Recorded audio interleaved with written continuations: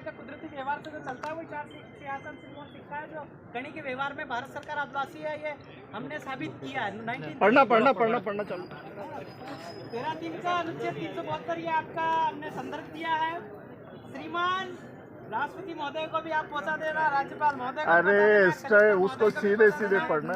अनुविभागीय अधिकारी महोदय, ये आपको भी हम दे रहे हैं।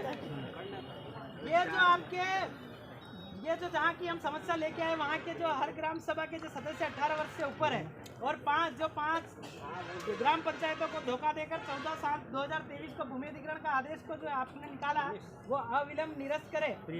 यह भारत के संविधान के अनुच्छेद 13(3) में लिखित फोर्स ऑफ लॉ आदिवासी समुदाय, अनुसूचित जनजाति के रूढ़ी प्रथा, कश्मीरी लॉ, आदिवासी रूढ़ीकृत ग्राम सभा के अनुरूप इंडियन इंडिपेंडेंस एक्ट 1947 के सेक्शन 18 यानी उसमें ध्यान दीजिए थोड़ा। उसमें जो बोल रहे हैं ना वो आप मैं सुन भी रहा हूँ, सुन रहे हैं। देख लीजिए, वो तो पढ़ लेंगे, हम पढ़ेंगे। सुनना ज्यादा जरूरी मेरे हिसाब से। अनुच्छेद 13 पढ़ते तो हम रहते हैं, सुनना ज्यादा जरूरी। 372(1), 372(2), अनुच्छेद 13(3) में लिखित ऑर्डर यानी इंडियन इंडिपेंडेंस एक्ट 1947 का सेक्शन 7A-B-C, ये 3 एरिया है आपका। इंडियन स्टेट, आपका ब्रिटिश भारत जो उस समय आपने मिला लिया अनुच्छेद 1 का भारत, और फिर आपका आदिवासी क्षेत्र जहां आप खड़े हैं। या संविधान के अनुच्छेद 1 तथा फॉरेन जुडिशन एक्ट 1947 के वैलिडिटी एक्ट ऑफ डन या संविधान के अनुच्छेद 260 के अनुसार कार्य नहीं करके संवैधानिक वैधता पर सवाल उठने पर एक्सक्लूडेड एरिया, वर्जित क्षेत्र, आंशिक वर्जित क्षेत्र, जिसको आप 5th शेड्यूल एरिया बोल रहे हैं, वो सूची में शामिल किया गया। एक्चुअल में इधर वर्जित क्षेत्र है, इधर वर्जित क्षेत्र अनुच्छेद 19 के अनुसार यहाँ साधारण जनता का घुसना भी मना है।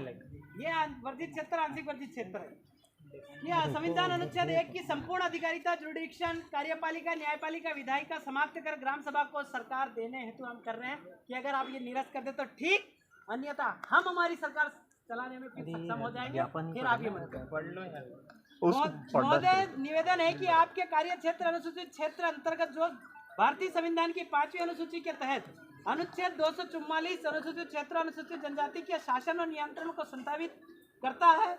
संविधान आदेश संख्या 26 1950 और संविधान आदेश संख्या 192 2003 से यह संपूर्ण झाबुआ जिला जो क्षेत्र है वो अनुसूचित क्षेत्र है।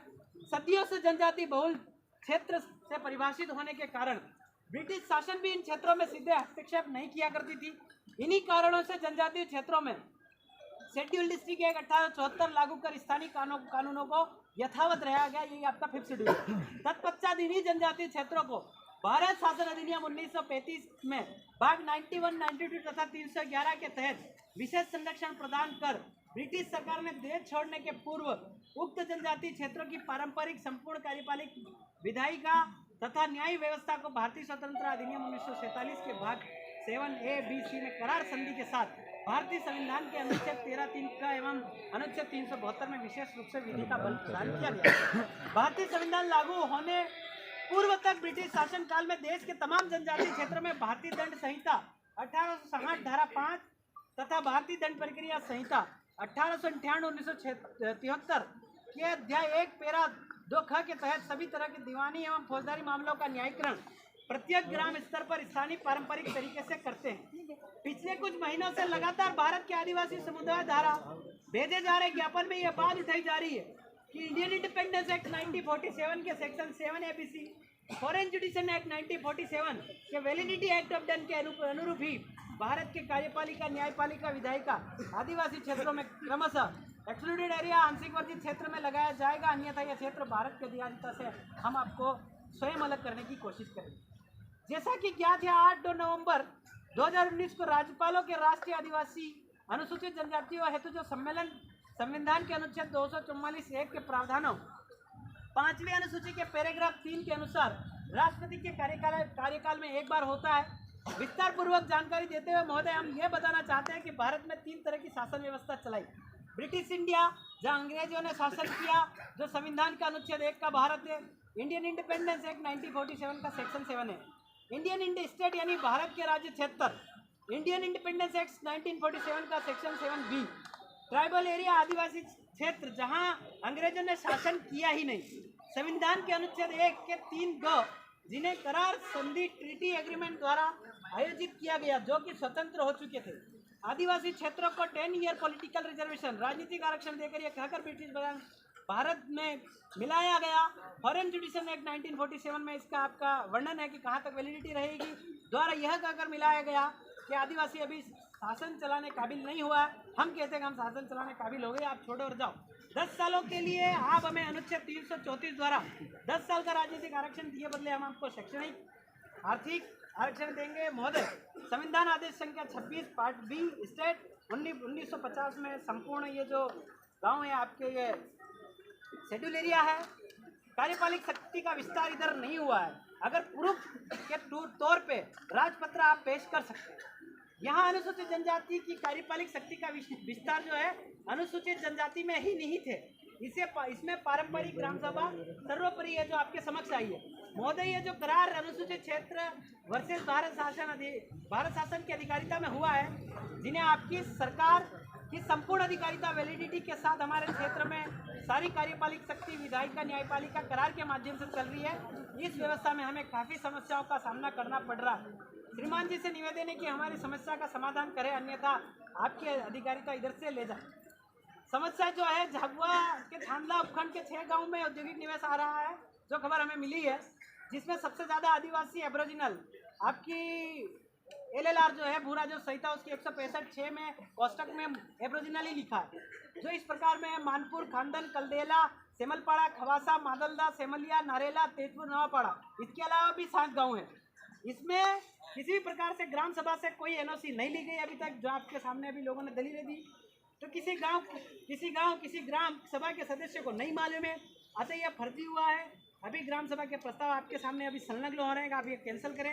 पारंपरिक ग्राम सभा के प्रस्ताव भी संलग्न हैं। अब अलिंग आपका आदेश वापस ले और हमें जीने दे। हम जिए दो और जीने दो में विश्वास करते हैं। हम अहिंसावादी कौम है। महोदय, अनुसूचित क्षेत्रों को भारतीय संविधान अनुच्छेद 244(1) में परिभाषित किया है, जिसमें सर्वोच्च न्यायालय सुप्रीम कोर्ट ने अनुसूचित क्षेत्र को परिभाषित करते हुए जजमेंट दी है, जो इस प्रकार है। उच्चतम न्यायालय का फैसला वेदांतानुसार न लोकसभा न विधानसभा सबसे ऊंची ग्राम सभा। उच्चतम न्यायालय का जो फैसला पीरामरेड्डी बनाम 1988 में आया, अनुसूचित क्षेत्र में केंद्र और राज्य का 1 इंच भी जमीन नहीं है। उच्चतम न्यायालय के क्षमता के अनुसार अनुसूचित क्षेत्रों में सरकार एक व्यक्ति है। अनुचित न्यायालय का फैसला बना महाराष्ट्र 5 जनवरी 2011। 8% आदिवासी देश का मालिक है, बाकी इमिग्रेंट शरणार्थी विदेशी है। उच्चतम न्यायालय का फैसला केरल बना 8 जुलाई 2013, जिसका जमीन उसका खनिज, तो भट्टा भी हमारा, आप कुछ नहीं दिखा। नरेश चंद्र बहुत वर्ष स्टेट ऑफ नागालैंड जो 1947 के भारतीय स्वतंत्रता अधिनियम को सुरक्षित करता है। अनुच्छेद 141 के तहत जो सुप्रीम कोर्ट के जजमेंट को नहीं मानता है, वो देशद्रोही होता है। हमारी ग्राम सभा आपको देशद्रोही बनाने की कोशिश करेगी। जगपाल सिंह बनाम पंजाब गांव की खाली पड़ी जमीन सरकारी नहीं बल्कि गांव की है।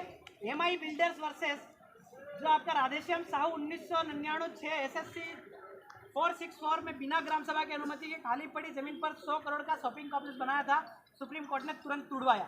आप जितने ये मेघनगर की फैक्ट्री, इसको भी आप तुड़वाइए। सबसे बड़ी बात तो ये महोदय, उपयुक्त जजमेंट को देखकर व समता जजमेंट के अनुसार अनुसूचित क्षेत्रों में सरकार एक व्यक्ति के समान है।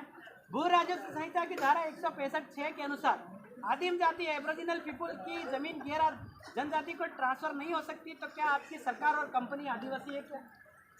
अगर फिर भी इस प्रकार का रूपांतरण करने की प्लानिंग हो रही है, तो ये प्रक्रिया जो है असंवैधानिक है और आप देशद्रोह का काम कर रहे हैं।